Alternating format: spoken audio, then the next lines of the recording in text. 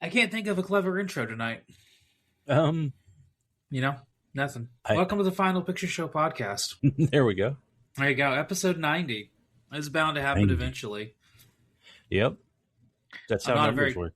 That is how numbers work, and I'm not a very clever person, and eventually I'll run out of an idea, and it happened. Oh, yeah. I was just like sitting there and thinking, and I was like, you know what? I don't have anything. I got nothing. You got anything? Definitely not. I'm the worst at improv. Yeah, that's true. That's true. I need That a is true. script. I need to write this shit out. I need to write this shit down. Well, we're not going to write anything down tonight. We are episode 90. We're doing something a little different, doing two different movies. Yeah, First time we've done this in a while. Last time we it's did a this little was too when we different. little two, yeah, a little too different. Yeah, last time we did this was when we looked at both of the Left Behind remakes.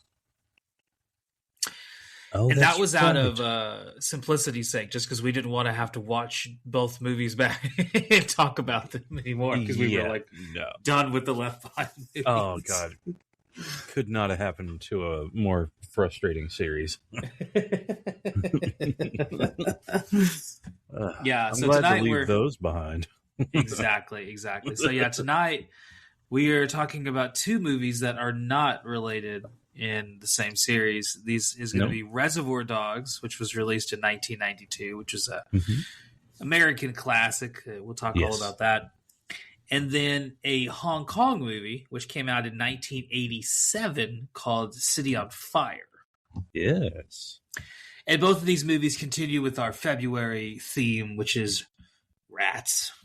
Oops, all rats. Oops, all rats. Yeah. So I guess before we begin, news of the apocalypse. I have been living in Tennessee, so we didn't get the full brunt of the storm like Nashville did, where there were like hundreds of thousands of people had without power for days. We didn't lose power a single time here in Memphis. Oh, that's good. At least in my neck of the woods. Now, we did get 5 inches of ice, not snow, just ice. And that happened. So the storm really started like Saturday morning going into Friday night kind of time period. So that happened a whole week ago. You and I are now recording on a Tuesday after that week. I have not been at work for over a week now. They canceled school on Monday, Tuesday, Wednesday. And then they were like, okay, we'll wait and see after Wednesday. And I was like, all right. Told my wife I'm off till Wednesday, and then Wednesday happened, and the ice hadn't melted at all because we hadn't gotten above freezing here. It didn't get above freezing until today. So there was just blocks of ice, so like you couldn't go anywhere. Both of our cars, the batteries in both of them died, so we were literally not capable of leaving the house. We could jumpstart one of them and move it, but then it was like driving on sheets of ice. And the other one, the battery was completely dead. Like it just would not, like it would turn on, but then as soon as you took it off of the jumpers and then turned the battery off and tried to turn the car on again, it wouldn't turn on. So the battery just chose a really good time to die. Apparently, who would have thought about a week, a little more than a week of less than 30 degrees weather would have done to a car battery. But there you go. I was about to say, yeah, it can do some damage. It did indeed do some damage there. So that took place, and then so we got to Wednesday, and then they called it for Thursday and Friday. And then we were like, maybe Monday we'll be back at work. Monday has come and gone. Tuesday is now on the horizon. And so I will not be back to work until Wednesday, it looks like. Wow. So I'm sure the kids were thrilled. And it's one of those days where I'm happy to be a salary employee because I don't have to worry about missing any time or money here. I'm like, well, I get to sit at home for a little while. And I've been watching so many fucking movies, playing so many goddamn video games. I've just been a terrible slouch of a human being. Me and my wife have been staying up until like 3 o'clock in the morning and then sleeping until like 10 in the morning. Like it's been a good. Yes, it has been. It has been like a little bit of like going back to the 20s. Yes, going back to being in my 20s, even though I'm almost in my 40s. So in that respect, it has been fun, but it has also kind of been like to the point where it's like, yeah, I've also not left the house for over a week, so I'm starting to get a little like restless. It's a little, it's a little like, ugh.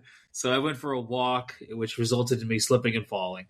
No, that was fine though. So just a little bruise on my hip and a little bit of like, falling hurts a lot more when you're 39 than it does when you're 22. Like, that's good because a friend of mine also, I think you may know, remember Frank, but he's 47 now, and he slipped and fell, broke his right wrist in 3 places. Oh shit! Yep, but he did it at work, so it's all going to be taken care of. There you go. Get hurt on company time. If you're gonna get hurt, get hurt at work. If you're gonna get hurt, yes, get hurt at work. Yes, indeed. That is the slogan lesson of all millennials. That's what we've learned. That's our big takeaway: is memorize your social security number, and if you're gonna get hurt at work. Ellen, speaking of being in the 40s, I'm in my 40s now. 42. You know who I found out someone turned 42 this year? I don't know if someone is the right thing. Do you remember Bubbles the chimp? Yeah, turned 42 in 2025. I learned that today. Good for him. I didn't realize the chimp was my age. You and the chimp, baby. Wild. You and that chimp. You have similar life experiences too in a lot of ways. Similar life experiences. Well, let's get into the movies tonight. Oh Lord! If you hear me sniffling, I apologize. I may have come down with a fair bit of the funk? The funk. Yeah, I don't know what it is called. I was going to say the vapors, but that's not the correct word. Hey, I mean, you're in the man South. Who also maybe has come down with the vapors is Quentin Tarantino. He'll be the first man we talk about tonight. Ooh. Reservoir Dogs, 1992. This movie came out. Written, directed, produced, and starring Quentin Tarantino, a man that we have talked about several times, but never talked about directly. Oh, have we not? And we've never reviewed one of his movies. Oh, I see what you mean. I was going to say, we definitely talked about him. Probably never will, because none of his movies are post-apocalyptic or even come too close to that. Yeah, not really. Kind of is in a semi-post-apocalyptic movie, the Robert Rodriguez Planet Terror movie. You can kind of consider that post-apocalyptic, and he's an actor in that, but he doesn't direct it or anything like that. Oh, yeah, no. So this was my first Tarantino movie that I saw. Not mine. I saw Pulp Fiction first. You saw Pulp Fiction first, yeah. So this was a movie that, when I was a kid, when my dad first started showing me movies, this was one of those movies that he was like, "Oh, I remember going to Blockbuster and them renting it because I remember the VHS cover and the red and the white and how vivid it stood out in my mind. It's a very vivid VHS cover, the original one at least." And so I remember my parents renting that and them watching it in the living room, and I couldn't come into the living room because this wasn't a movie you were allowed to watch, Matt. So I had to be in the bedroom watching, I forget, whatever the hell we rented. I probably rented a wrestling tape and a video game. Nice. But I remember seeing pieces of it because after they rented it, my dad bought it. It was one of the only VHSs we had. We didn't have a whole lot of VHS tapes, but we had Reservoir Dogs. And when I was probably 10 or 11, my dad finally showed me it. And we watched the entire thing together. And he told me to close my eyes during certain parts. I didn't. He told me what words to know, don't say these words. So I knew not, these were bad words. Don't say these words. Learn some bad words this way. Yeah. But yeah, this was the first Tarantino movie that I ever saw. Now, Pulp Fiction, Jackie Brown, those had already come out when I was 10 or 11. But Reservoir Dogs was my introduction to his style of movies. So this was always kind of been one that I have a soft spot for. And I watched it twice. I watched it yesterday on my. I watched it yesterday when my wife was asleep, and then today I watched it again when my wife was awake. She kind of wanted to watch it. She had not watched it in years, and both of us were both like, "This movie is fucking tremendous. Oh, Like, you absolutely. forget how good of a goddamn movie it is until you watch it again. Just how Hmm. how different of a movie it is too, Yeah. and how it sets up all of his little like Tarantino-isms. Hmm. And it does so like in a less than obnoxious way because like he's not in it as much as some of his other movies. We'll talk about some of his other movies here in just a second because why the fuck not? Yeah. I kind of view him almost like Kevin Smith, like when we talked about Kevin Smith way back in Yeah. episode 10, where it's like, we're never going to talk about you again, so we might as well just like talk about you because we got a lot Yeah. to Like say. I mean, he's front how do loaded you not have? Yeah. completely. So, do you have a favorite Tarantino movie? I've seen every Tarantino movie. I might not have seen every Tarantino movie. Well, we'll go through the list here in a minute. Oh, okay. Well, I think my favorite. I mean, oh God, something like I don't know. The Kill Bill movies are really good, but I They think are. Pulp Fiction is so good, and Jackie Brown is so good, and Mhm. Reservoir Dogs is so good. Fuck, Mhm. it's really hard to pick. I mean, honestly, it could all just depend on It depends how I on the mood, feel. like depends on your vibes totally. Yeah, I Yeah, think I would right say now I'm yeah. gonna say probably Pulp Fiction for me. I was going to say mine is usually Jackie Brown. Yeah, I get that. So if we go through his list, he started in 1992 with Reservoir Dogs. This was his Yes. first full-length movie, Mm-hmm. not the first thing he ever shot. He had done a couple other little things before this, Mm-hmm. some little short films that he had made, and it's a proof of concepts. Reservoir Dog itself had a little proof of concept that he took and submitted to some different festivals as well as different places to get producers to fund the movie as the budget kind of grew and Mm-hmm. grew and grew. Oh yeah. And he had sold some screenplays. He had before he made Reservoir Dogs, he had sold the screenplay for True Romance. Yes. So he had a little bit of success there in terms of like he had sold a screenplay, but in terms of his like first directing movie, I can't think of a better first movie than Reservoir Dogs. Oh yeah, for real. Like it kind of like even like Clerks is good and it's wonderful for what it is, but it's not visually all that interesting.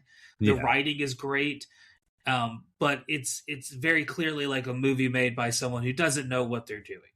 Right. This is a movie where you can be like, oh, this guy kind of knows what he's fucking doing already. Even though he has no experience in this, he has like a visual style already. Oh yeah. Oh, Like he has knows like a what he way wants that it to he's look trying to do things. Yeah, it's Yes. really cool to see how much of it has continued. Like the trunk shot that he continues to use over and over like. and over again. I love that And then shot. certain turns of phrases that he uses, character names that you see kind of appearing again and again. Yep. I love it. So Reservoir Dogs is the first one. 1994 did Pulp Fiction. Yep. That's an amazing fucking movie. Oh, it's so fucking good. I mean, it's like it's Rashomon for a modern age. Like, yeah, it is the way it pieces itself together, and like you think this movie gives you a little clips of that. Yes, and like how narratively it unfolds in a non-linear way.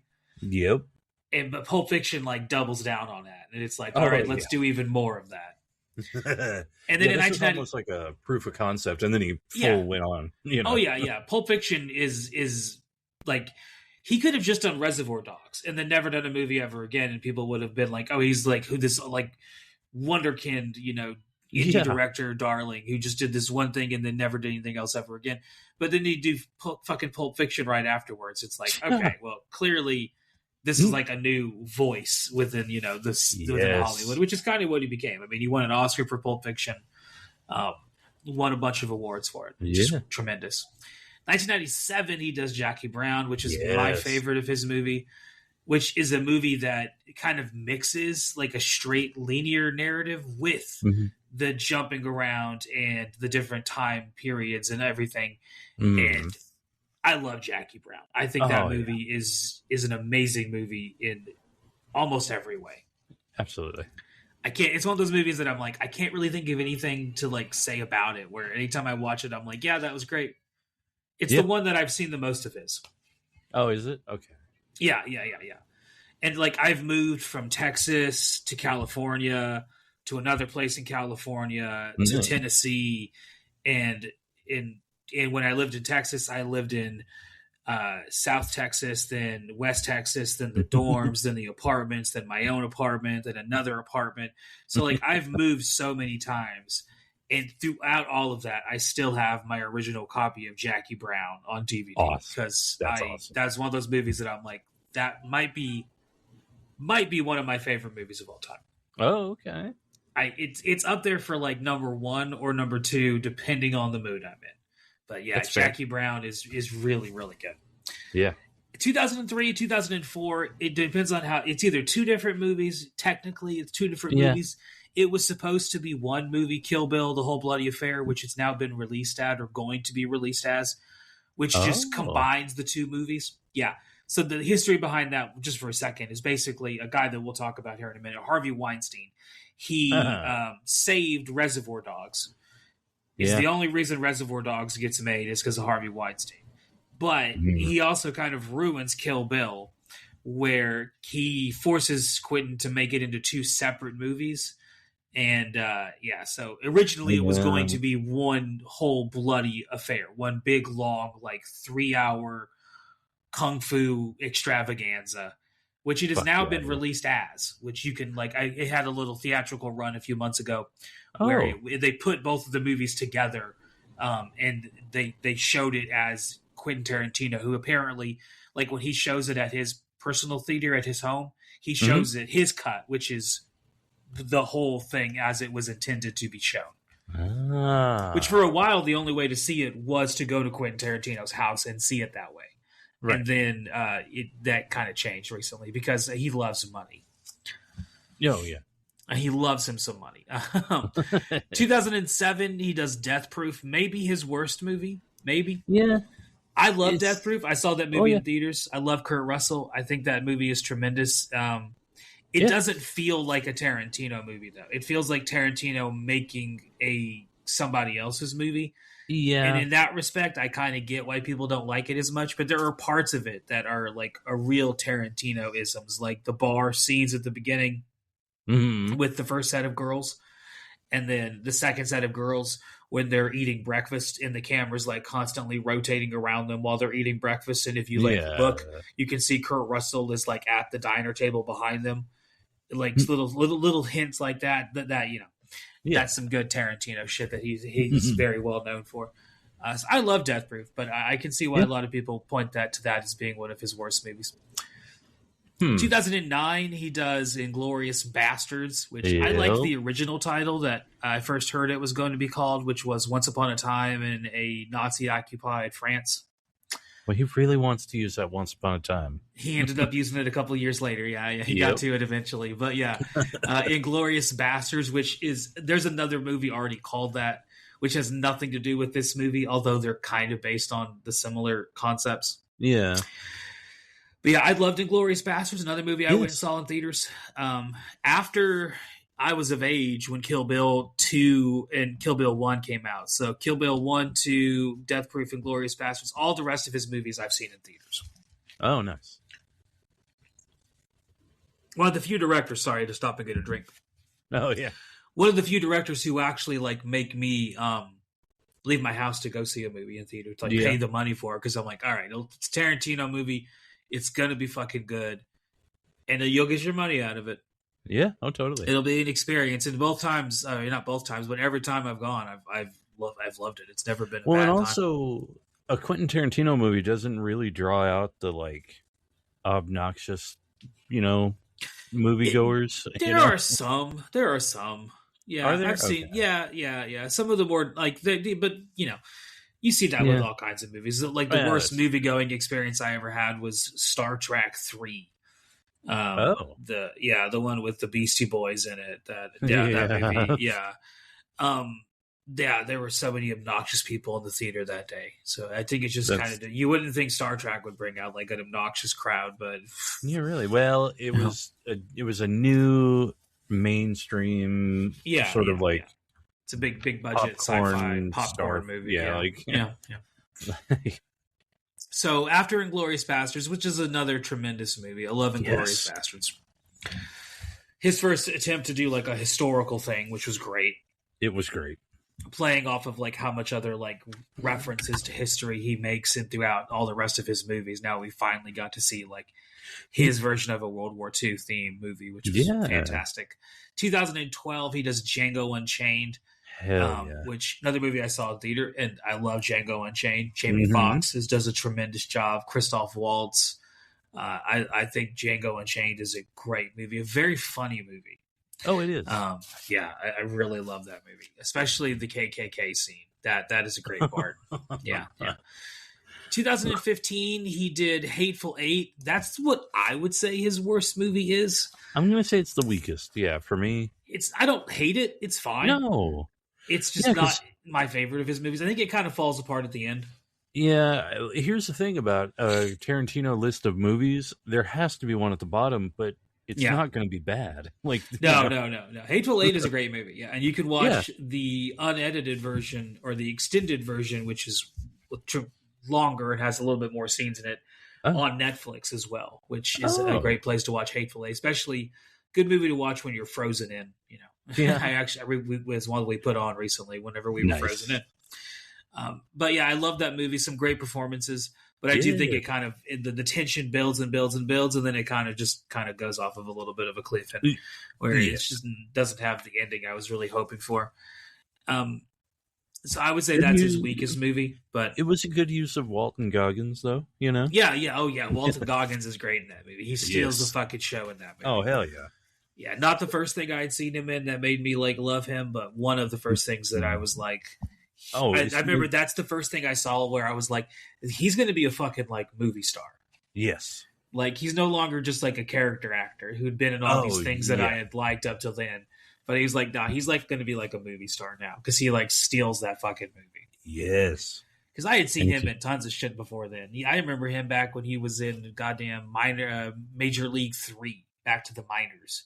Oh shit! I don't even think I've seen he's that one of the characters in that. He's very funny in it too. Oh, I have to watch that now. It's on Tubi.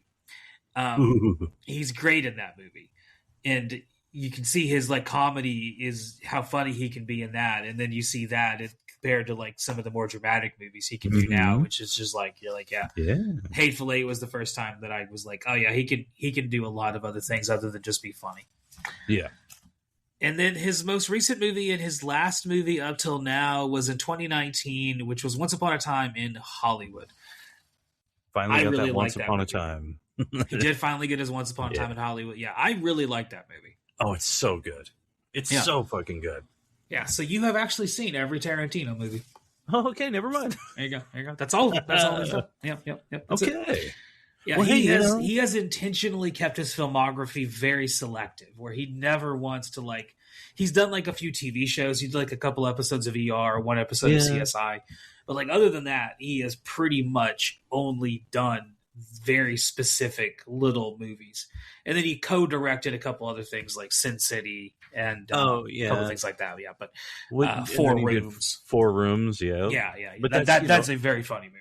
That is a very funny movie, and I love like going. God, it's hard to talk about Quentin Tarantino without talking about Robert Rodriguez. So yeah, they're kind of linked together quite a bit. They really are. So I like a lot of Tarantino's outings with Robert Rodriguez a lot.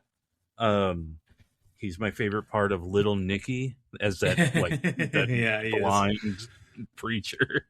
Yeah, it's awesome. He is great. I forgot he was in Little Nicky until you mentioned that. And as soon as you said it, I was like, oh yeah, he was in Little Nicky. I forgot about that. It's so weird. It's like, why is Tarantino doing this?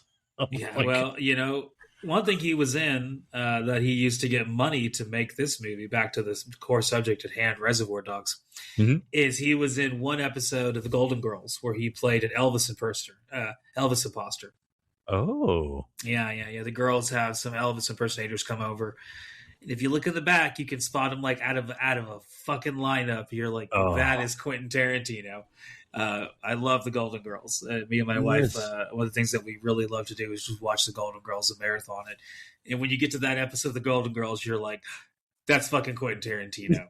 And he used his paycheck from that Golden Girls appearance to make Reservoir Dogs. That's awesome. There you go.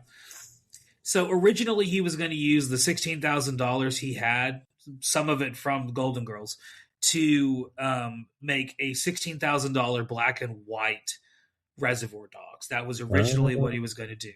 That changed a little bit when he met Scott Spiegel, who became one of his friends. Mm-hmm. Scott Spiegel and him would be kind of inseparable at a certain point, but they just meet around like the early 90s, late 80s. And Scott Spiegel was famous at this point, or getting famous, for writing Evil Dead 2. Oh. Yeah. And then Scott Spiegel is how he meets up with Harvey Keitel. Oh. Now, Harvey Keitel was an actor who always looked to produce stuff from young independent filmmakers. Mm-hmm. That's one of the reasons why Harvey Keitel kind of became a larger star, was because of working with like Martin Scorsese.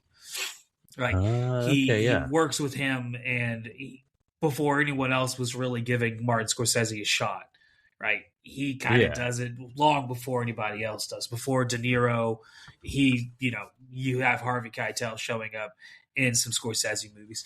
And same thing here, like Keitel, before anybody else jumps on board, Keitel jumps on board not only as a producer, but also as like an actor.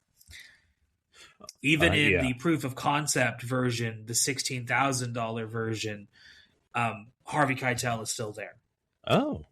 Yeah. At that point, it was Keitel, Tarantino, Steve Buscemi, and then Lawrence Bender was going to maybe show up as one of the characters. It was going to be very, very low budget. And even then, they may not have been able to even afford some of those actors. They would have had to change some roles around as well. Yeah. Now that you're mentioning it about, he was in, God, who directed that movie? What was it, in 1977, The Duelists? Harvey Keitel was in Duelists. That was Ridley Scott. Yeah. Was that an early Ridley Scott? Yeah, that was one of one of his earlier ones. That's such a good movie too. It is a good one. Yeah. Harvey Keitel. Well, so this movie kind of functioned as a little bit of like a career rebound for Harvey Keitel. Mm-hmm. Similar to the way that like John Travolta kind of had like a career rebound after Pulp Fiction. Oh yeah.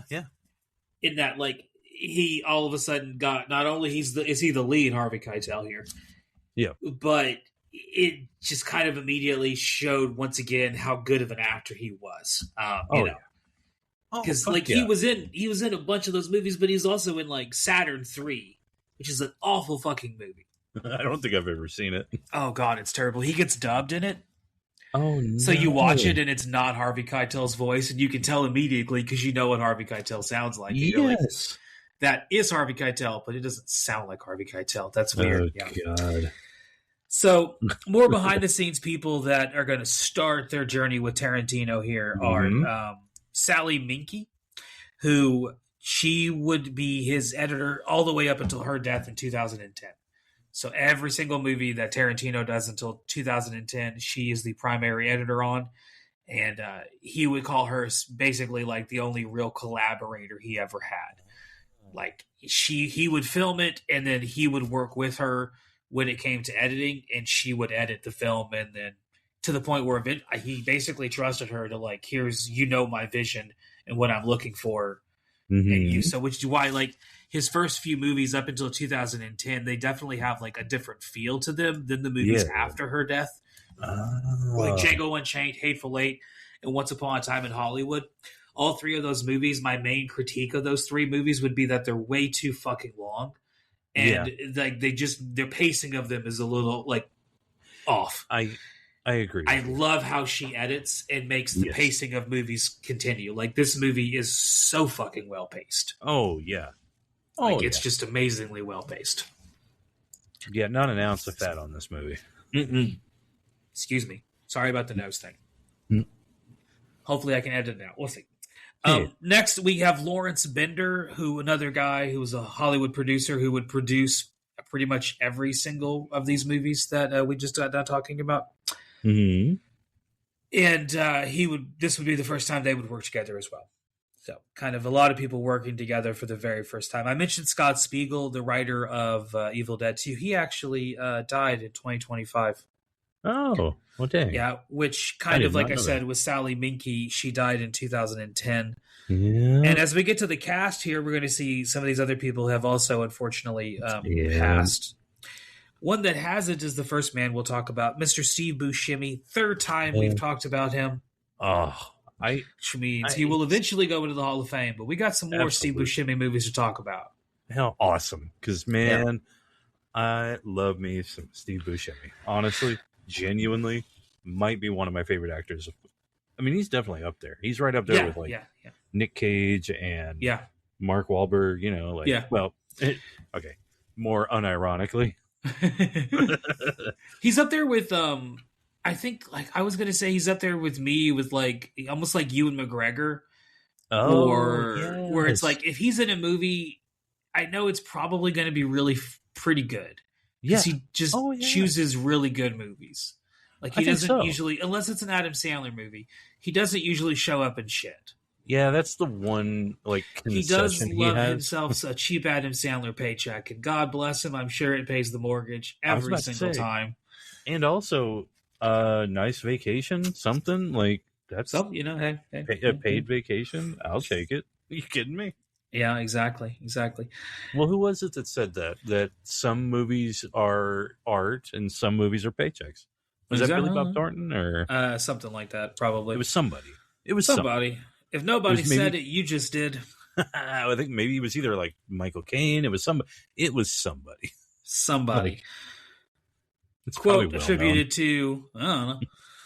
So there is Mr. Pink. Mr. Blonde is played by Michael Madsen, who unfortunately we died in 2025. Another guy that we lost in 2025. A lot of people. Yeah. We're actually recording this right after Catherine O'Hara just died, which is the first big loss of 2026, which, God, that one sucked. That one really sucks, man. Yeah.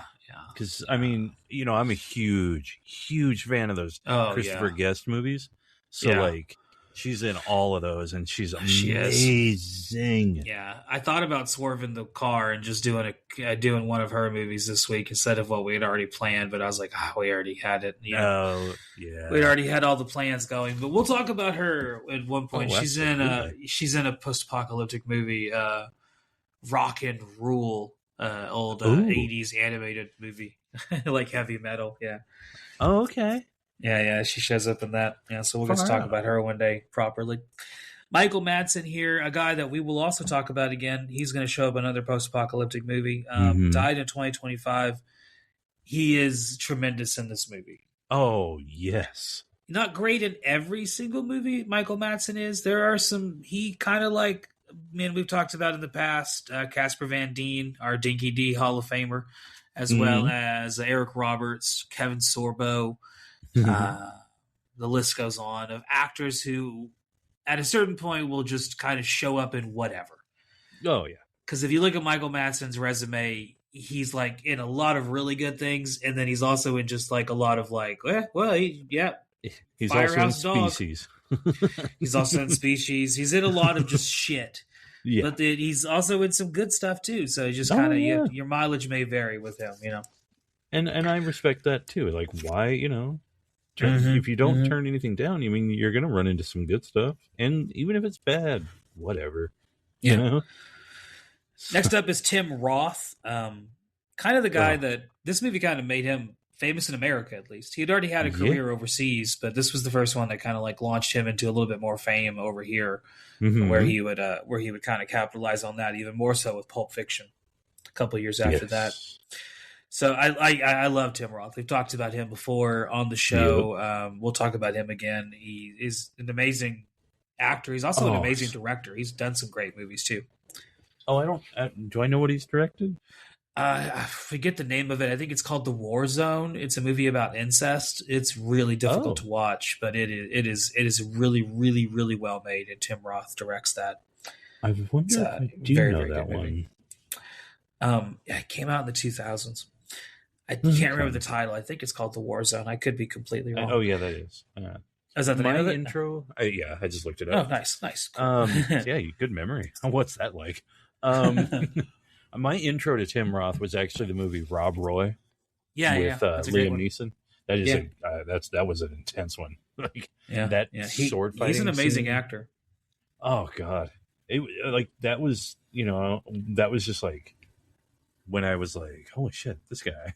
Like, Yeah, yeah. I know the movie's about him, Liam Neeson, but this other guy, like, I don't know. I like him a Yeah. lot, He's amazing, So, yeah. Chris Penn, Nice Guy oh, Eddie here. Great actor. Unfortunately, also dead. Died a long time ago now. it was a while. Yeah, it's been a while. It's But been a he's while since also, he died. Yeah. but he's in my absolute number one favorite movie of all time, Uh-huh. Footloose. Footloose, yeah. Chris Penn is in So, that. He's a yep. tremendous performer. I love Chris Penn. He was in a lot of great movies. Just so many great movies. He was in, especially in the 80s and 90s. He shows up in a Yes. lot of great movies. He is the brother to Sean Penn. Those of you that are listening that did not know that, Yep. and I think I like him better than Sean Penn in a lot of movies. I think so. He is great in this fucking movie, and Yes. yeah, it is a shame that he passed. I think Corky Romano is, just thinking of Yeah, kind of, movies more of the where weird it's like, performances of his. well, that's a weird movie because you get Chris Penn and you get what's his name? Oh God, the director. You're going to have to be more specific. Oh God, he directed Friday Night Lights. Peter Berg. Peter Berg. Peter Berg. Them two as brothers to Corky Romano. I can't remember his name now. Chris Kattan. Chris Kattan, yeah. And I think, was their dad? Was it Columbo? Was that their dad? What a casting! It's so weird and like it's such a random ass movie. Like, what the hell is this? And I actually enjoy it, but no, Chris Penn's a big part of why I like that. So that's very funny. Yeah. Last actor that we'll talk about here is Lawrence Tierney, who apparently Tarantino hated working with him in this movie. Oh. Yeah, he apparently had a real hard time remembering his lines. He was easily distracted. Steve Buscemi and Tarantino and others that worked on the set were like, yeah, they did not like working with him at all. He was giant pain in the ass to work with. He actually got arrested on one of the filming days for getting into a fight with his son. Oh, so he showed up to the set after getting arrested. Like, he had already gotten arrested, gone to court. Like, they'd come to work. Yeah, the days before cell phones, where you could call people and tell them what was happening. You just showed up 6 hours late.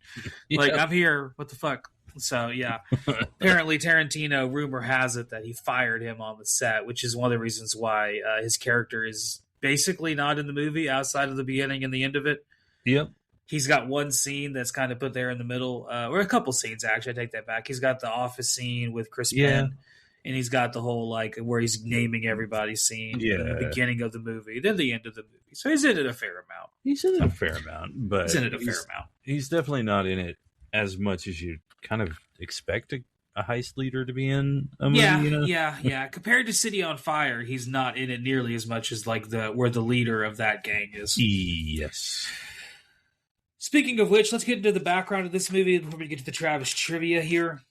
Some of the stuff we've already talked about. So his proof of concept that he filmed to get more investors, he submitted that to a panel, and they watched it and basically gave him feedback. One of the directors that gave him a tremendous amount of feedback, to the point that he's thanked in the credits of this movie, is Terry Gilliam, who is a man that we will talk about ostensively one day, because he has done couple post-apocalyptic movies.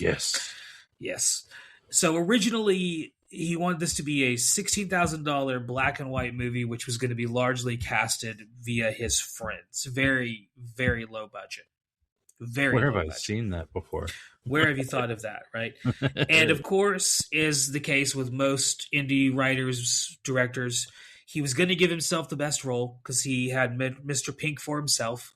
Oh. And it's not until he auditions Steve Buscemi that he decides that Buscemi would be a better Mr. Pink than he would. Good call. That is a amazing call. As I told my wife that when we were watching it, and she was like, oh yeah, this movie would have been way different if Tarantino was in Steve Buscemi's role. I was like, yeah, there would have been a lot of Tarantino. It would have been. He is many things. He is a limited actor. Yes, and he should keep him in very small little things. I do not need to see him. Man, like, that the worst part of not the worst part. I mean, like the first half of From Dusk Till Dawn is great. Yeah, but he is the weakest part of it by like the longest part. Oh yeah, but I think Rodriguez knows how to handle him a little. Yeah. Much more. Yeah, his best performances are in the Rodriguez movies. Yeah, absolutely. Well, and then when he does like little cameos and stuff and other things, it's fun. Yeah, but, I think he struggles to direct himself. You know, he doesn't. Yeah, he does. I love that he's mostly kept himself cameos for the most part. Yeah, like, he doesn't really put himself in like big roles. But everything he's in, like Django Unchained, when he shows up as the Australian at the end of it, is like it's so funny. He stands out like a sore thumb as being like, God, you have not the as good of an actor. Australian accent. You're not as good of an actor as everyone else in the room is. Yeah. And then I see, like, there are other directors that are way more talented at directing and starring. Like, oh, good. I'm just forgetting all names now. This is good. It's just blank. Ben Stiller is the biggest example I can think of. The Ben Affleck is a pretty good director and writer and actor when he decides to do all three. He's pretty good at it. He's had some good success. So speaking of success, this movie, the final budget was $1.2 million. It made $2.9 million. Was not advertised very well in the United States, so it kind of spread via word of mouth, but did very well on rental. Also did very well in the United Kingdom, where he would have become a tremendous star right away when this movie was released, to the point where he was getting like mobbed on the streets and things of the sort. A la Beatles, you know, like yeah. Tarantino mania, yeah. Awesome. When it did finally come out, a few people hated it. It did get tremendously good reviews. Yeah, but Wes Craven hated it. Said really? Said it was very violent. He actually walked out of it, which is I think is very funny. That is so funny. Yeah. It's very funny. Nightmare on Elm Street's Wes Craven. Yeah, Last House on the Left. Wes Craven is offended about your violence. Like, wow, this is violent. It's like, yeah, but it's, come on. Yeah. So let's get into the cast of who could have been in this movie, because like a lot of Tarantino movies and like a lot of movie nerds, he dream casts. You know, I do this, where it's like, oh, if I could make a movie, these are the people I would want to have in it. Tarantino does this a lot. Oh, he is, and he did it here too. At his core, he is a huge movie nerd. Oh, he's a huge. If you listen to his podcast, he does with his best friend Roger Avery. They are both still tremendous movie nerds, and I think like that just lends to his, giant movie nerds. You know, I think that's what lends to his success for his movies. Like, that's what, and we'll get into that also. But yeah, it's the whole point of this conversation. Oh yeah. The whole point of our topic here is this a ripoff? We'll get into that. So, some people that could have been in this movie or auditioned for this movie or were originally thought of to be in this movie. First up is James Woods. Ooh. He was offered 5 different offers. They threw money at him 5 different times. His agent said no every single time. Movie comes out. James Woods meets up with Tarantino at like a studio press thing or something like that, whatever the story is. And he tells him like, hey, I wanted you for this. And James Woods is like, motherfucker, and fires his agent. Oh. Yeah. I thought that was funny. That is funny. So James Woods, a man we've talked about a couple times now. Other people that we've talked about, Samuel Jackson auditioned for Mr. Orange, did not get the role. Yeah. And famously, he also was considered possibly for the little cop informant. I forget his name. The black guy in the movie, the only black guy in the movie. And once again, he was not in this movie at all. He does show up in Pulp Fiction and in Jackie Brown and in Kill Bill and in Kill Bill. He shows up in every other Tarantino movie, but not in Reservoir Dogs, even though he did audition for it. If he was in it, I think he'd have stolen a lot of it, you know? Oh, it's one of those big what ifs. Like if he was just the little informant dude who's barely in it, I feel like he would have been like possibly, like you said, like he steals it based off of just that couple of scenes. Yeah. Because like that rooftop scene with him and Tim Roth would have been great. Oh, It would have The been scene amazing. with him in the cafeteria where they're meeting and first going over like the infiltration plan. Oh, like that him would have been talking great about with you got to Samuel be an Jackson. actor. You got to be, Yeah, you got like today when I watched it, I literally just envisioned Samuel Jackson doing that whole speech, and I was like, oh, it would have been a better movie with Samuel Jackson. Oh, it really would have. Now, if you put him as Mr. Orange, I don't know. Then he's like one of the main characters of the movie. I mean, I don't know. I don't know how that works. Because then he's barely in the movie. He's basically Tim Roth. So he's just writhing on the ground and bleeding and, and then also completely different kind of Samuel Jackson performance. Yeah, because I mean, I don't really see. I don't know. I mean, I have seen him play a cop, but I don't know, an undercover cop like that would have been a very different Samuel Jackson performance than we were. It probably really used would to. have. I think if you're gonna put him anywhere, he'd have to be the guy helping him. I remember that character's name. Did they ever say his name? Who? Oh, the I think his name is Hightower, something like that. Oh, okay. I can't remember his name exactly. I have to look it up later. Yeah. Samuel Jackson auditioned. Robert Forster also auditioned. He would also show up in Jackie Brown. Mm-hmm. David Duchovny auditioned, and apparently, according to rumors, Quentin Tarantino said, "I like what you do, but I just don't know if I want you to do it here." Huh. Which I think is a great line to say to just anybody anywhere. I like what you do, just don't know if I like you to do it here. I have to remember that. Oh, that's so good. I like what you do, just don't know if I like you to do it here. I'll agree with that. I think he would have been miscast. Oh, David Duchovny would have been weird as fuck here. Like, yes, because and this is 1992. David Duchovny, like X-Files is. I don't even think X-Files is on yet. If it is, it's barely on. But he's so at this point, he was mostly known for like a few indie movies and the Red Shoe Diaries. Again, we talk about Red Shoe Diaries.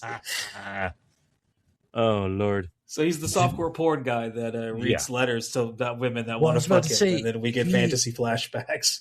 I mean, the most I think he could play would be like Mr. Blonde or something, but that wouldn't work, Yeah, I don't know what David Duchovny would have been here in this movie. I just don't think that would have fit anywhere, honestly. I can't think of anywhere he would fit. Like his style is just not there. Yeah, two other people that also apparently were considered or / auditioned that I just don't see where they would have fit either. One was Viggo Mortensen. Ooh. Not sure where he would have fit here. That would have been kind of like an interesting role for him at this time. And John Cryer, I think, was considered for the role of Nice Guy Eddie, which also would have been like a very different performance for John Cryer. It really would have. Yeah, that would have been a little bit odd. I don't know how that would have played out. Talking to Michael Madsen about like getting pounded in prison, like can't see John Cryer doing that. That would have been a little weird. It would have been a little odd. It would have been odd. People who did audition, some people that just said no altogether. Oh, that were offered the role. So Christopher Walken said no. Interesting. But he said no at the last minute. So for a while, Christopher Walken was on board, and then he backed out. And I'm guessing one of the reasons he backed out is because he had around the same time had just done King of New York. Yes. So he had already done like a crime movie recently. So I feel like maybe that was one of the reasons.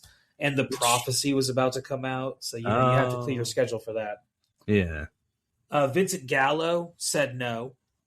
Oh, that would have been. That would have been a weird. That would have been a weird. That would have been a weird combo to see them together. Yeah, Vincent Gallo and Tarantino. That would have been a weird combo. It would have been weird. I wonder what that would have been like. I don't know. Surely Ladies' Feet would not have been safe. That's for sure. No, Ladies' Feet would have been safe. And George Clooney also was originally auditioned for the same role as Michael Madsen, so Mr. Blonde there, and that he was said no as well, which would have been also very weird casting. It would have been weird. Yeah. Clooney would have been like an odd choice here. Like the way that Clooney's been used in movies is really well done, and I just don't think it would have been right here because he would have played. I think the most he would have done was like his Dusk Till Dawn character. Yeah, some version of that. I just don't think that's how I picture it would be, and it just doesn't seem like it would fit. No, I don't think it would have. So let's real fast before we get to the plot of the movie and as well as the plot and background of our other film. Yes. The soundtrack went on to have tremendous success. However, it could have been a little different. First off, the whole little like what Stephen Wright is saying, all of that was written by Roger Avery. Oh. So like the K Billy sounds of the 70s and the hits just keep on a trucking. Like all of that was written by his friend Roger Avery. Huh. And then the songs that have become synonymous with this movie, the most known one being Stuck in the Middle with You. Awesome. That was almost not the choice. Oh. They had a hard time getting the movie because of all the budget problems. They had a hard time figuring out, like, how are we going to afford all this music? It's so prominent in the film. So, yeah, for a little while, that could have been Ballroom Blitz instead. Oh. That's a lot less menacing. It would have been a way different scene. Yeah. Yeah, really? Is this turned into a Ballroom Blitz? Do you know? Like, oh, that would have been... I just don't know how that would have worked, yeah. Yeah, because this has that, like, cool, like, 70s, like, feel to it, Like that yeah. Like the real cool stuff. It's not rock. It's not, No, it's very 70s pop. Like, very, very 70s pop. Like, 70s radio pop. Like, yeah. Which is the stuff, like, you can tell Tarantino was, like, raised on. Oh, yeah. It's very groovy, I think, is the word I'm looking for. It is a tremendous soundtrack. I used to own it on CD back in the day. I think I have had it before, too. Or at least I've seen it. Yeah, it's a good CD to own, just to throw on. Because, not only did you get the Stephen Wright cut-ins, you also got all of the soundtrack and all the music that was there. So it was a good time. Mm-hmm. Speaking of music, let's get to the Travis trivia. Yeah. This movie came out to Sundance Film Festival on January 21st, 1992, which was a tremendous day for Pittsburgh Steelers fans, as that is the same day that the Pittsburgh Steelers would announce that they were hiring a new coach, which was Bill Cowher, who would go on to be their coach for a very long time.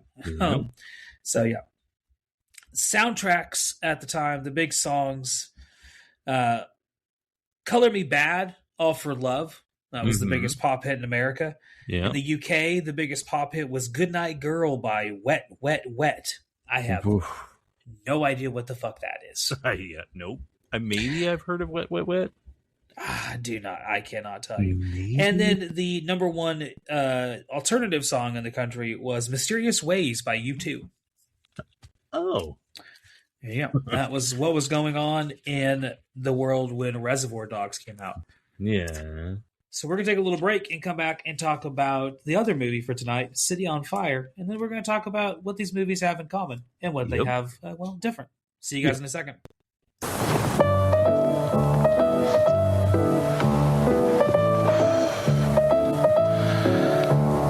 Hello. I'm Orson Welles. I direct films and act in them. What we're always trying for, of course, is perfection.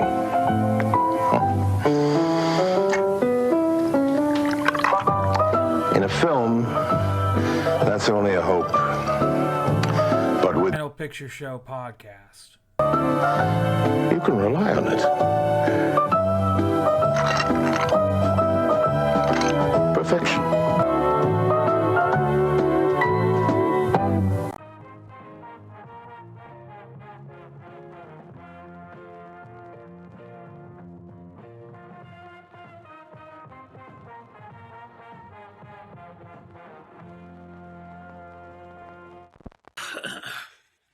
Oh, yeah. You there? Yep. Alrighty. Well, next week, more rats. Yep. Last week of February. And we got one more post-apocalyptic movie to talk about rats. Episode 91. Going back to the 80s. Why not? We're going to watch Creepazoids, which is a not very good alien ripoff involving, alien rats. So that's what we're watching next week. Alien rats in the post-apocalypse. Come back for Creepazoids. See y'all then. Alrighty. You ready? I'm ready. Okay, so Reservoir Dogs. We talked about it. We can talk about the plot here and there. Like, I wrote down a couple of notes, just some basic things. Like, it's one of those movies where it's like, if you haven't seen it, just stop this show and go fucking watch it. Absolutely. It's actually not streaming anywhere right now. You know where I found it? Where's that? Internet Archives. Internet Archives, I was going to say. There's ways to find it, certainly. Oh, there is. And there's actually 2 different versions on the archives that I found, or that have been uploaded. One is like a DVD rip, and the other one's a VHS rip. So if you want that old school look, you can get it. Nice. Yeah. So we start with the Madonna scene, which has gone on to be like a classic opening to a movie. Yes. As they're discussing in classic Tarantino style, like a what virgin. the song "Like a Virgin" means, as well as tipping etiquette. So what jobs should and shouldn't be tipped. So Steve Buscemi talks about that. Like, those are the views that he talked about are Quentin Tarantino's views. But he's the one that's going to be remembered for it, you know? Yeah. I think that's kind of funny as well. Yeah, it is. Yeah, which is also like, God, Tarantino is probably a shitty person to wait on. You can't imagine him being like, if he's like stiffing you, on his like 6 cups of coffee. Say this: I agree that we've gone way too far with tipping culture. We need to. They need to not rely. They need to get paid by their boss, not everybody else. You know. Yeah. But I don't have his arguments for not wanting to tip. The whole idea that certain jobs are so ill paid that they have to be reliant on other people to afford to get we're by. Basically, we're supplementing capitalism. It's like, it's disgusting. Other people supplementing your ability just to support yourself is absolutely like it's that'd be like a landlord. Points that the horrors of capitalism, but also like. It's just a fucked up situation that we find ourselves in. It's a really stupid system, and other countries have realized no, don't. Now, with that being said, if you'd like to support us on Patreon, totally different. We don't have bosses for this. We also don't have a Patreon for anyone listening. Hey, there you go. Someday, though, support other people on Patreon. Hey, whenever we do, I don't know, I'm throwing an idea out there for a Patreon thing. There's people that do these watch-alongs. I know y'all did a riff thing of Waterworld, but that'd be a cool thing, I think. That'd be fun. That'd be fun. That could be fun. Walk along, just talk along to a movie, Yeah. So, one thing I wrote down about this is I wrote down that Reservoir Dogs is a tremendous mix of great directing, acting, music, and cinematography. It's a movie where all of the pieces come together in a really perfect way. In a Captain Planet kind of way. In a Captain Planet, yes. By our powers combined. Heart. I was going to say acting, directing, cinematography. Heart. Most of these done by one person. Yeah. Yep. They it's a very well made movie, and I can get why some people immediately called this movie out for ripping off the movie that we're going to talk about in a second. Absolutely. So before we get to City on Fire, a little bit of context about the claims involving Tarantino, because this was there was literally a MTV Kurt Loder special about this. Mm. Yeah, it goes. So back in the movie comes out, Tarantino, right? And he immediately starts getting popular and successful from this. And there's this guy that wants to put out a movie called You're Not Fooling Anyone, which was going to be, this was I want to say this was after Jackie Brown. So 1998, before Kill Bill. And so the director's name is Mike White. He has his own YouTube series. He also has his own podcast called the Projection Booth Podcast, where he does his own film reviews, including their most recent review, which was Arizona Dream from 1993. That's a cool movie. Ooh. So he does a lot of stuff like that, Mike White does. And he wanted to put a short out that was going to go to a film festival, which was basically going to call out Tarantino for ripping off City on Fire, as well as many other films that Tarantino has stolen some shots from directly for things like Jackie Brown, Pulp Fiction, as well as Reservoir Dogs. Yeah.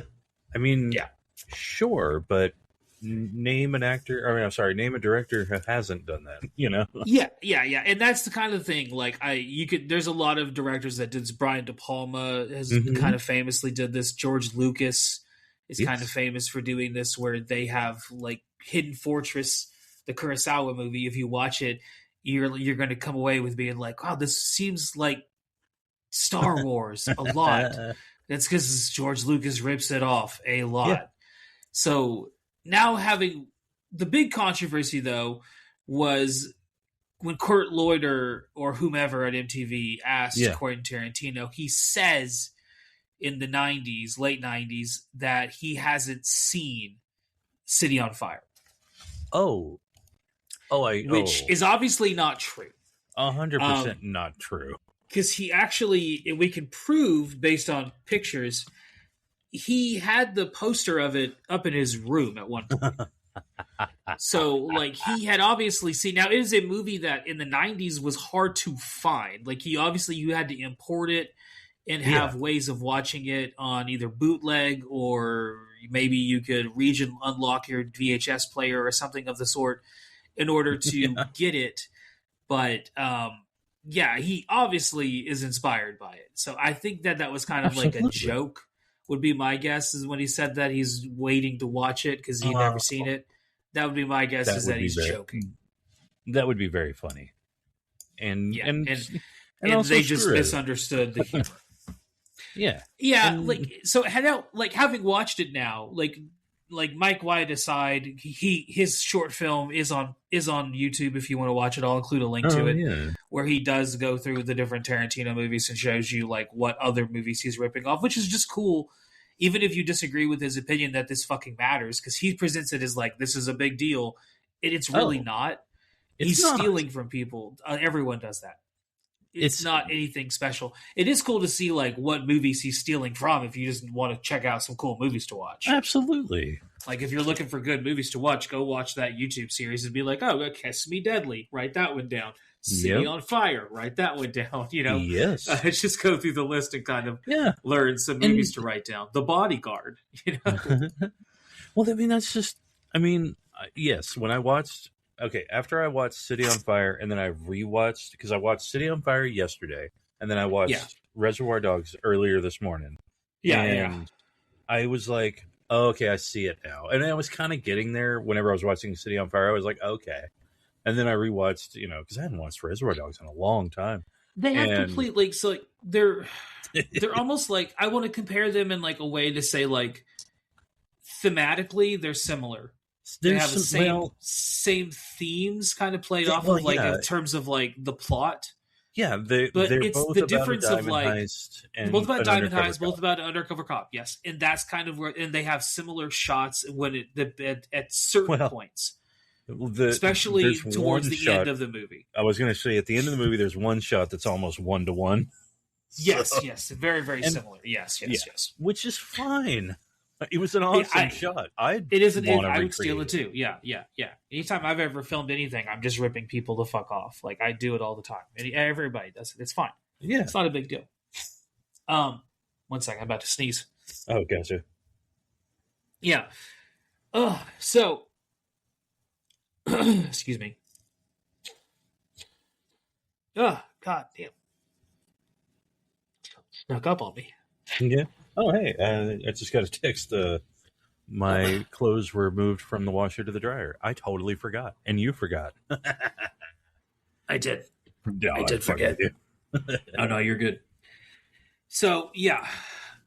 Similar there, but what I was going to say is that, like, it's the same difference as like, I never wanted you. I never promised you a rose garden, the country song, right? There is a very popular punk version of that song. Yes, there is, which has similar concepts, but done in a completely different style, and has a completely different impact. That's kind of how I like want to parallel these movies, which is like City on Fire is like a is like a slow jazz song compared to Reservoir Dogs, like weird, fucked up punk rock thing. I'm with that. I'm totally. Not only am I with that, I think that almost makes me like it more. You know? Yeah, because like we'll just get to City on Fire now. So the movie we're talking about, City on Fire, comes out in 1987, directed by and written by Ringo Lam, who is a man who also talked about people who died.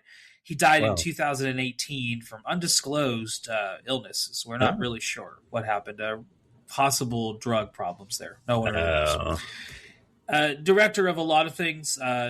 Prison on Fire, School on Fire, Prison on Fire 2, Twin Dragons, Full Contact, Full Alert, Replicant, and In Hell, which those last two are both Jean-Claude Van Damme movies there. I was about to say. Yeah, so he kind of became known for working with, at least in the 90s, Chow Yun-Fat, when it comes to like Hong Kong action movies. And then towards the late 90s, 2000s, kind of moved over to Jean-Claude Van Damme and more of European action movies. Kind of what he's known for, though. Yeah. He's the writer here. The other writer is another man named Shing Shum, who is mostly known for Lady Reporter and Girls Without Tomorrow. Ooh. Yeah. That's a hell of a title. Yes. So those are the writer and the directors of this little film here, which came out in 1987, but it would come out in America. The first time it was screened in America was 1995, which would be after Tarantino. So you couldn't even see it in America formally. No wonder I never heard of it. Until 95. It came out in Hong Kong in 87, Taiwan in 87, France in 87, Korea in 88, in Japan in 91. So my guess would be that Tarantino either got it from France or from Japan and had picked up an imported copy from one of those countries and was watching it, would be my guess. I could be wrong. He watched a lot of I know he was really into he worked at a video store. So that's right.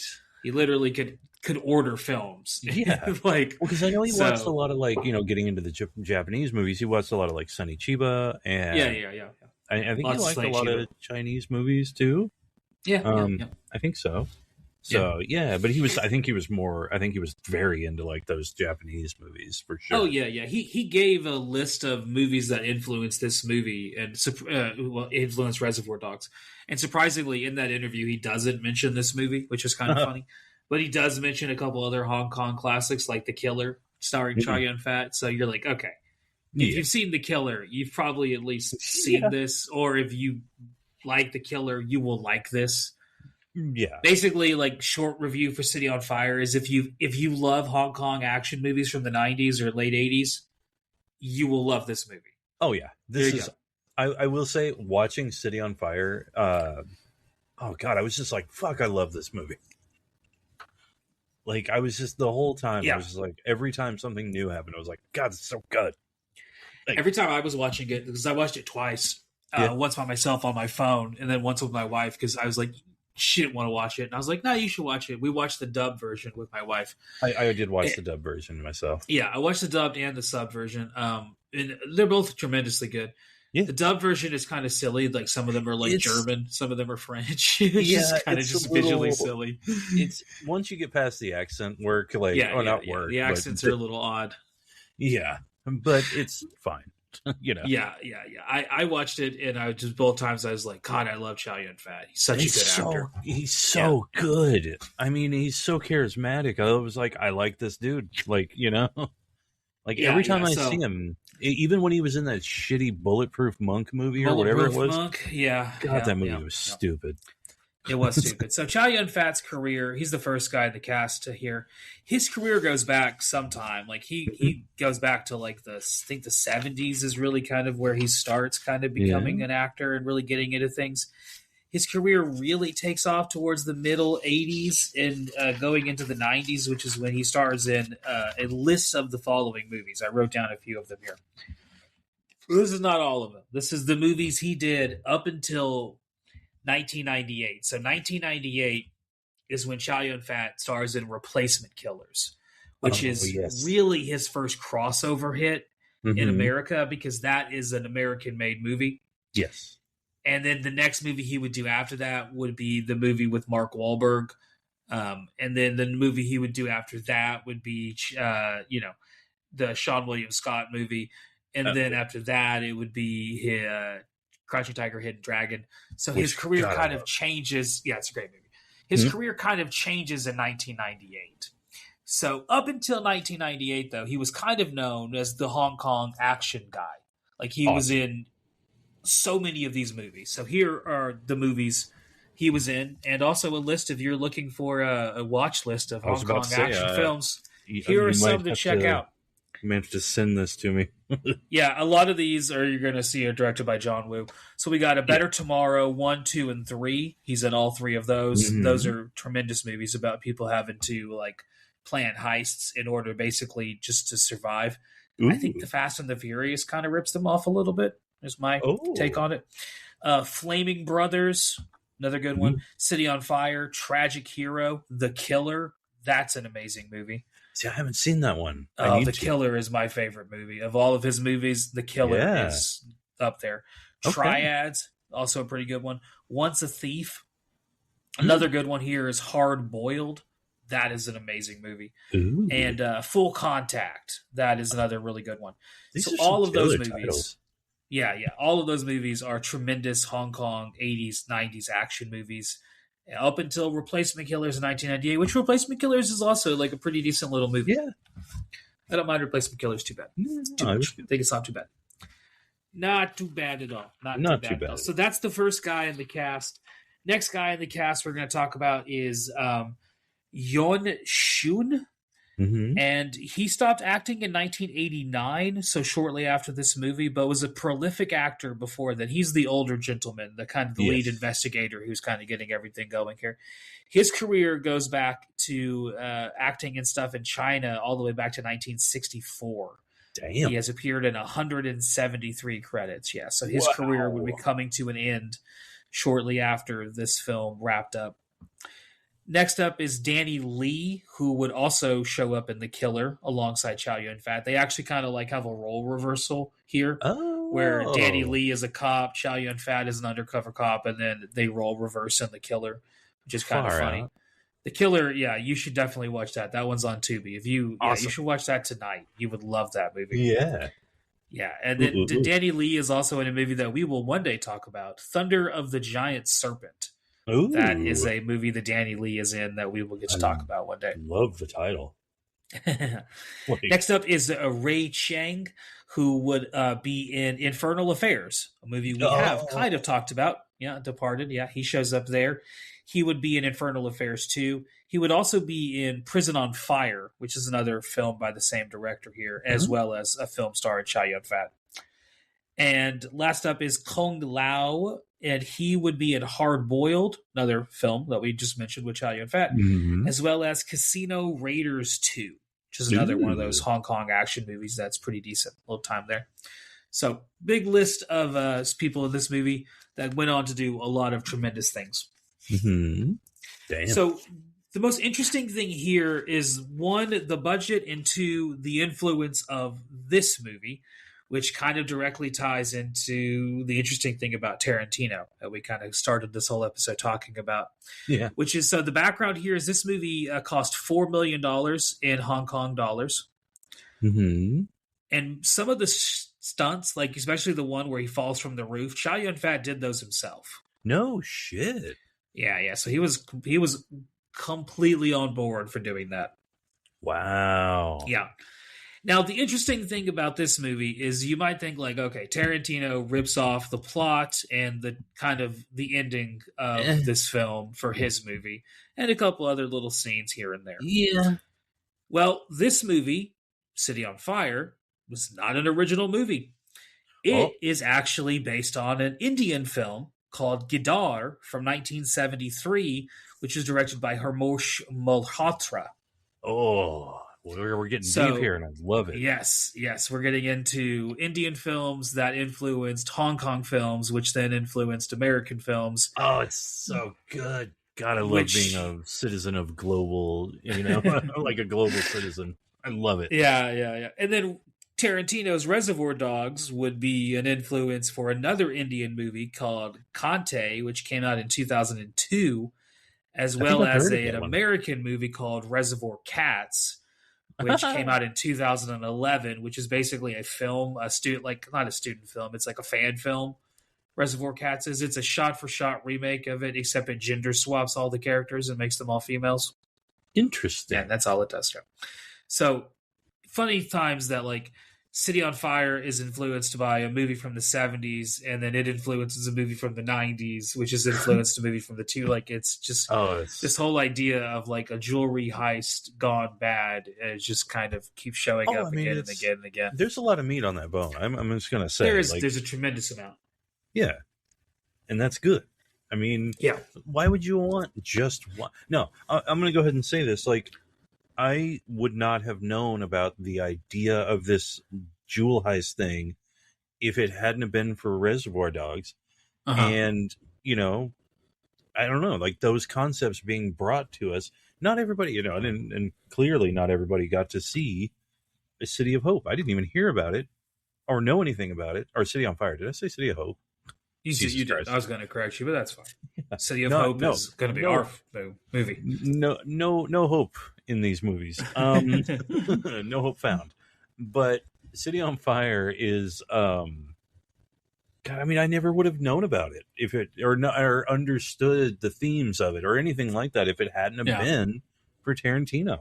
And and if it hadn't have been for the Chow Yun-Fat movie, he never probably would have seen anything from like the Indian movie from the 70s. Yeah, so like totally not. Yeah. Like these daisy chain of one events, thing leads to another thing. Yeah. I think that's amazing because why would you want an idea to just stagnate and die in the past and be like, oh, but we're pure, you know?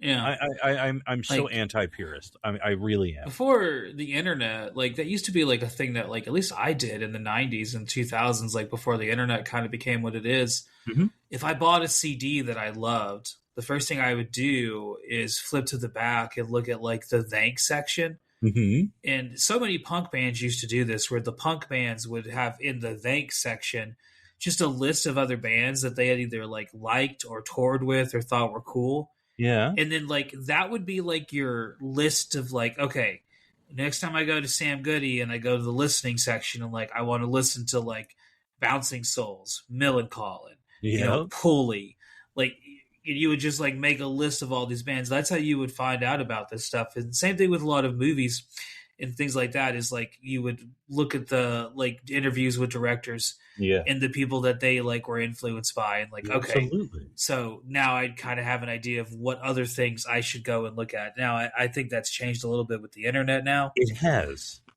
Which is unfortunate, now, but I'll say this about the internet, and boy, is this a tangent. It's very evident because I'm around a lot of Gen Zers, and so are you. So you'll relate to this. They don't have the same concept of things or media before they were born that we did. And I think it's very different now. It's like, I was going to say, we grew up in like a golden age of like television and media where like you had the radio, you had television, you had newspaper, you had magazines, you had CDs, you had cassettes, like everything old and new was still kind of all at your fingertips. Absolutely. And so a lot of really easy to get into things that were like older than you.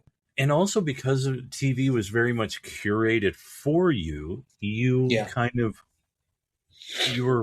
and radio and things like that, there were things that you got access to you wouldn't have otherwise, you know? Like, in what world would I have ever watched a bunch of Gilligan's Island or, you know, I Love Lucy or something, you know? Yeah. Golden Girls for me.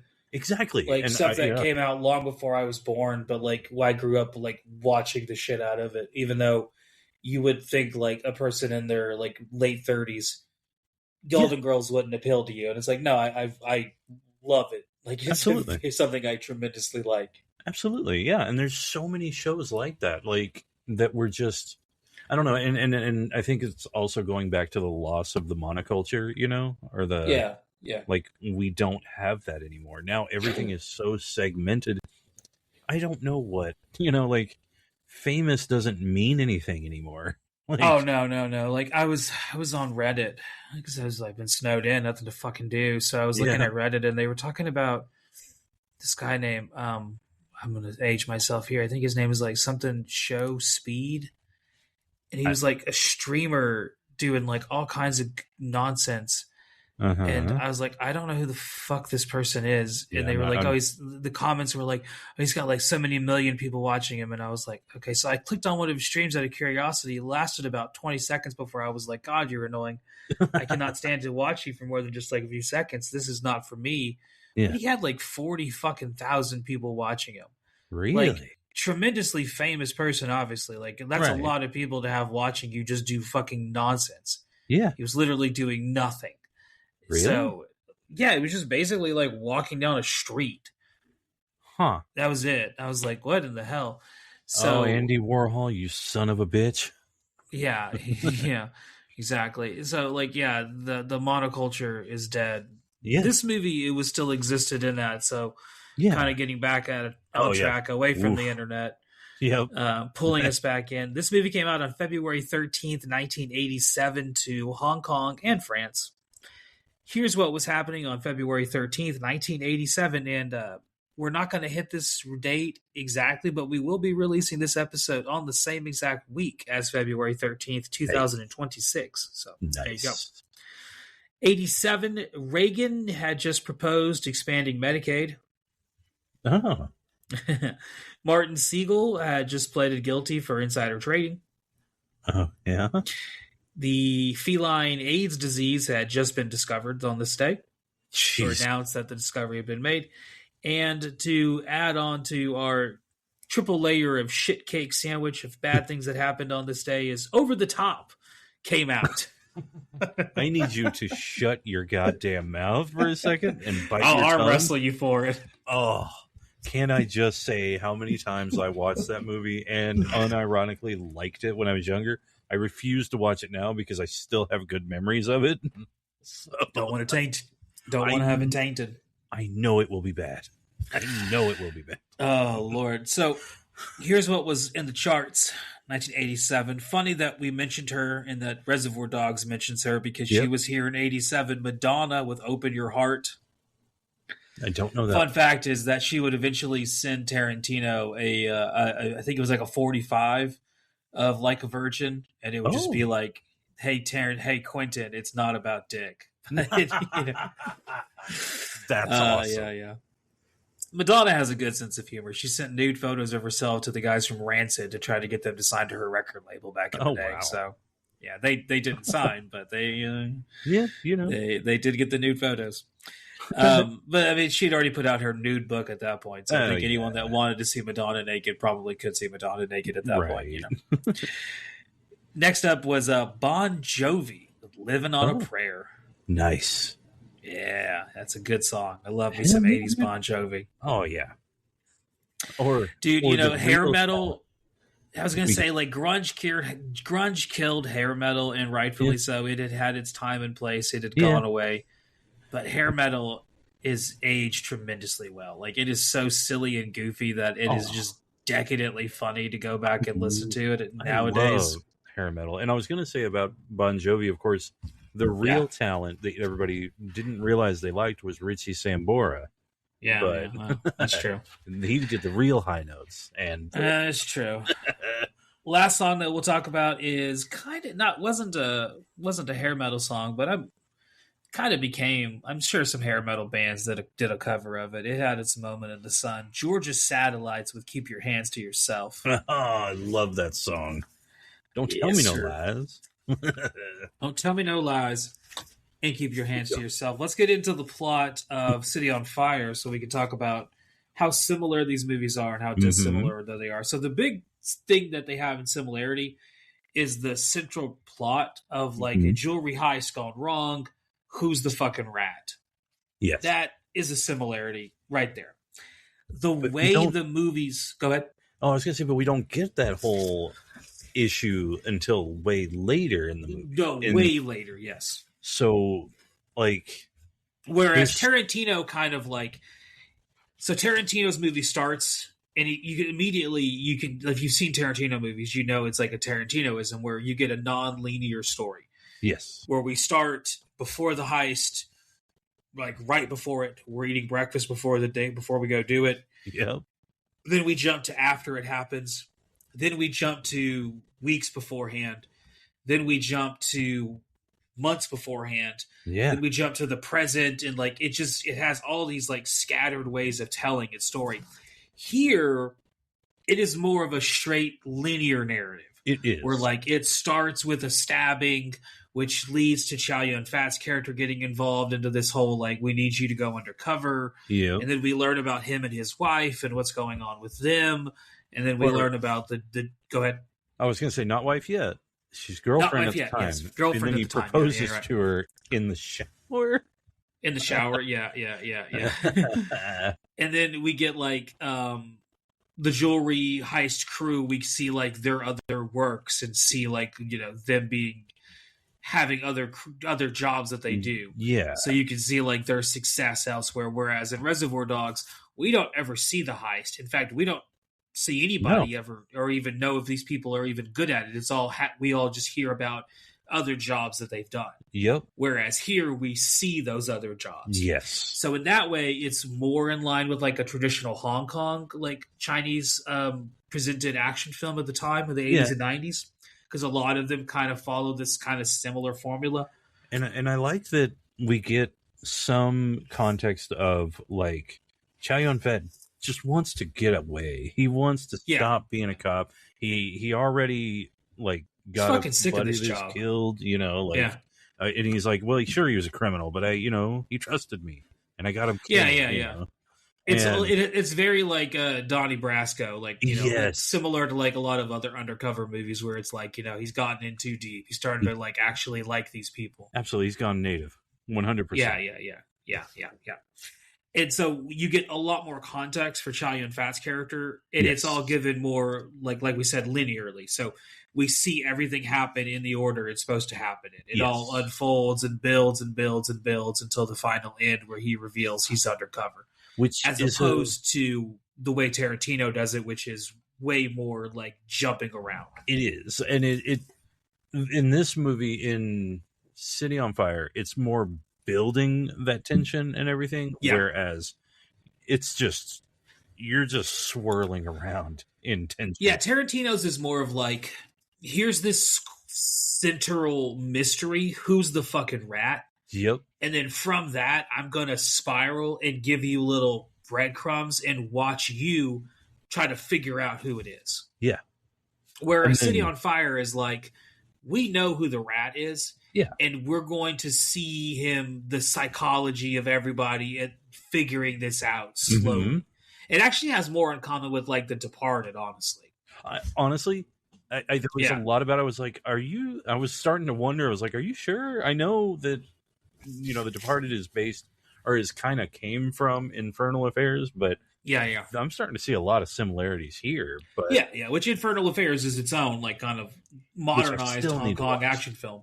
Oh, it's great. The whole series is great. Yeah, tremendously great movie. So this movie, going back to City on Fire, so the way it sets up its storytelling is different. Mm-hmm. There are some scenes that, especially when we get to the end, that Tarantino does completely rip off. Yeah. Which is fun. Kind of a Tarantinoism unto itself of him ripping off scenes, because he does that in a lot of his movies, honestly. But, you know, like he kind of has become known for that. But he's a big old movie nerd. I mean, he knows what he likes, and he knew which what is like it's one movie nerd to like steal dialogue. It's another movie nerd to like steal like ideas, but to steal shots and like framing and all that, like that's another kind of movie nerd. It's a very specific kind, which I feel like I am as well. So it kind of appeals to me. So you can kind of see it when you watch City on Fire, especially towards the end of the movie, where you can see some of those shots that he steals. Yes. But City on Fire, like we said, the structure of it is completely different. The building of the things are completely different. There's female roles in the movie, which in Reservoir Dogs we get none. Oh yeah, there are City none. on Fire, there's no female roles at all on Reservoir Dogs. Wow. It is complete male cast. Whereas City on Fire, we have a couple female characters. Yeah. And we see like more about Chow Yun-fat and his interaction with his girlfriend, soon to be wife, what's going on with their whole situation there. I like showing more of his like the drama he's going through is also really compelling. I really like that. It was. Yeah, this is a great Chow Yun-fat movie. He is really great in this movie. Oh, he's so the other thing that I really love about this movie, fucking great, amazing 80s sex jazz saxophone playing. Oh, I loved it. I was like, oh man, what is this? Like Hill Street Blues? What is this? Oh god, yeah. Loved it, man. It has a great soundtrack. Like both Reservoir Dogs in its own way, like 70s music Reservoir Dogs. Here we get a lot more of like just that fucking hard jazz sax, and it is great. It is a great time. It is a very, very good time. that's one instrument I would love to hear more of nowadays. More saxophone, man. Yeah, so we get basically as we get to the end of the movie, it kind of unfolds basically the same way Reservoir Dogs does, where the jewelry heist goes wrong, except here we actually see the heist, whereas in Reservoir Dogs we don't. And here we actually see how things go badly, whereas in Reservoir Dogs we don't. And it's the way that they describe it is pretty similar to how it goes wrong here. Yeah, it's very, very similar. Yeah, it's kind of like the way that they mention things going badly in Reservoir Dogs is what we see happening here. Yes. And I don't know if they didn't film it because Tarantino just couldn't afford it. That's believable. Or if they just chose not to film it to leave it kind of like up to like a mystery of like, well, how bad did things go? Like, so that's actually a thing about Tarantino is he loves to do that. He doesn't want to, take that away, from an audience. Oh yeah, it's great. It's a good thing not to. Yeah, and it's really I love that. I love you see that with Pulp Fiction with the suitcase. Yeah, he will never what's inside never tells you. But he'll say this like somebody will say, "I bet it's this," and he's like, "You're right." It's whatever it's you kind think, of like whatever you want to. It's you. That's your part of the story. Like, that's. So we get to the end of the movie and we get some good dramatic irony here. Here's me being an English teacher because we, the audience, know that Chow Yun-fat is the rat at this point, and the other gang members, the ones that are defending him, do not. And he's gotten shot in the stomach just like Tim Roth. Yep. He's bleeding out of his belly just like Tim Roth is. Needs to be helped out of there just like Tim Roth is. And we get back to the guy to the rendezvous point. Well, before they get to the rendezvous point, we get a similar.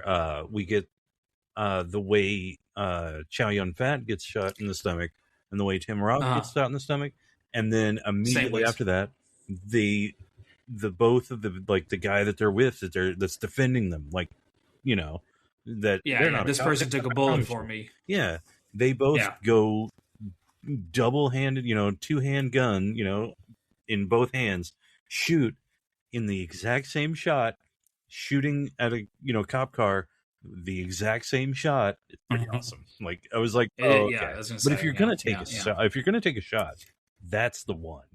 That's the one. Yeah, it's so fucking good. It looks so good. Like it stood out to me. And I didn't remember it so much in Reservoir Dogs at the time when I watched it yesterday on City on Fire, and I was just like, "That's a great shot! Oh, it looks so good!" And this movie has a lot of really good shots in it. Oh yeah, absolutely. But so then they get to we see them. They get to the rendezvous spot. This is where we get the Mexican standoff that Tarantino also steals from. Happens a bit faster here. Mm-hmm. Like I will say here, the movie, once it gets to the end, things definitely speed up. Oh yeah. Whereas Tarantino's like it's spaced out just so differently. Yeah. Like I said, it's almost like two different versions of people making songs with the same themes, just like very different interpretations of what kind of song they're writing. Absolutely. So we get the Mexican standoff, and it kind of plays out the same way, except Tarantino, in Tarantino's movie, we have the squib, the fake bullet sound go off a little too early, which is why Chris Penn, if you watch the movie, you have everyone shooting at everyone, and then Chris Penn falls down, and you're like, well, who the fuck shot Chris Penn? Yeah. And it's Harvey Keitel. Oh, okay. Now, the movie, it was supposed to happen is, Harvey Keitel has the gun pointed at Joe. Yeah. And Joe has the gun pointed at Tim Roth. Yep. And Chris Penn has the gun pointed at Harvey Keitel. And then he tells him, if you shoot that man, I'll shoot you. God damn it, Joe, don't make me do that. And then Joe shoots Tim Roth's character. Yep. And then Harvey Keitel shoots Joe. Yep. And then he's supposed to then turn and shoot a nice guy Eddie as Eddie shoots him. And that's how it's supposed to play out while Steve Buscemi watches it happen. And then he gets on out of there. Yep. Just to get arrested outside the door. You could hear that in the audio. You also, a thing you don't see. You just hear it. You don't see it. Yeah. But because of the mistiming with the squib, Chris Penn's the second bullet shot that was supposed to be waiting for Harvey Keitel to turn. Instead, it goes off early, so Chris Penn just falls down. Oh. So instead of getting that little turn, instead it plays out like it does, where Chris Penn just and he falls, and you're like, well, who the fuck shot him? Because his dad wouldn't have shot him. No. Tim Roth's dying. He can't shoot him. Harvey Keitel's got the one gun pointed at Joe. Yeah. Steve Buscemi's not pointing at anybody. So who the fuck shoots Chris Penn? And it's that's what was supposed to happen. But that's wild. Doesn't happen. City on Fire, we get kind of the same situation with the Mexican standoff. Yeah. And it kind of ends up the same way. And then we get a similar ending where he finally reveals to the person that's been defending him the whole time, I'm a cop. And it's just, oh, God. And it's so intense in both, Yeah. Now, Tarantino has said, when Reservoir Dogs does the exact same ending, and people said, at the time, and have since then, has said, Tarantino should not have revealed that he was the cop. Tim Roth, if he just would have waited a few minutes longer, Harvey Keitel never would have known. And even Tarantino was you misunderstanding the point. Exactly. Which is kind of which is kind of dumb to be he shouldn't have told him. No, that's literally the whole point of the movie. Yeah. Is you kind of miss it there if you don't have it tell that thing. That's like saying they shouldn't have gone into the house whenever they heard the noise. You wouldn't have a movie otherwise. Shit has to happen. Come on. Shit has to happen. Yes. Indeed. Well, our shit is having to happen as we are going to wrap up tonight, as we did our twofer for episode 90. City on Fire, Reservoir Dogs. My take on it is, yes, City on Fire directly inspires Reservoir Dogs, but no, Reservoir Dogs is not a ripoff or a remake of City on Fire. They are very different takes on very similar ideas. One is 80s jazz, and the other is 90s little punk rock thing. Yeah. What you think? I totally agree with that, and I think I've watched movies and I've seen shots where I'm I want to do that, And oh yeah, I don't feel like it would be stealing because sure, this is in a very similar themed movie, but I've seen it in very not similar themed movies. They just do a same shot, and it's that's fine, and it's fine here. I think, I still appreciate it, even though I've seen it now in City on Fire, but I appreciate what he did. He brought it to an audience that never would have seen it otherwise, So. Yeah. I think watching City on Fire and then Reservoir Dogs back to back really makes you appreciate his version even more, because you're able to see what his inspiration was and what he did with it. And you're that is cool. Yeah, it is very different. It is uniquely his. Absolutely. You can't watch it and be I was expecting to watch it and be it's basically the same movie. No, it is completely different. Completely different kinds of movies in so many different ways. So yeah, I thought it was a really fun time. Hopefully you guys enjoyed it. And hopefully you guys want to come back next week and listen to us talk about creepazoids as we get it to the end of the month of February. So we will see you guys then. Bye. Take it easy. Hot damn, college boy. Thank you so much for listening. Every single week we come back with a new movie about the end of the world, or a movie about the beginning of the end of the world, or what happens after the end of the world, or maybe one day we just decide to watch Showgirls. Who knows? Right? But every week we are coming back, and thank you so much for stopping in this week and listening to the whole episode and hearing our thoughts on whatever train wreck of a movie I chose to force my friend to watch this week. I'm a good person like that. And thank you for also being a good person. There you go. If you want to be a really, really fucking cool person, which you obviously are, why don't you give us a like, and actually, more importantly, give us a subscribe. I find that to be more important. I don't know if the algorithm says it is. I don't really give a shit. But thank you for your patronage either way, and clicking all the things and doing all the stuff. Bye. Thanks.